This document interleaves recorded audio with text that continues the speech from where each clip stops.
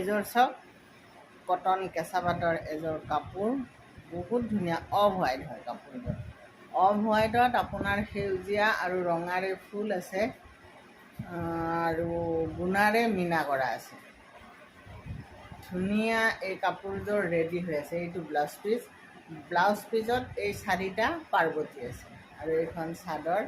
চাদৰখন সেউজীয়াৰে দহি বাতি দিছে আৰু সেইটো কাৰণে কাপোৰযোৰ বেছি উজ্জ্বল হৈছে। ৰঙাটো আৰু নিদিলোঁ, বহুতে ৰঙাটো দিলে দেখোন বেয়া পায়, গতিকে এনেকৈ দিছোঁ। এইযোৰ কাপোৰ, ৰঙাটো কিন্তু অৰেঞ্জ ৰঙা দেই, অৰেঞ্জ ৰঙা।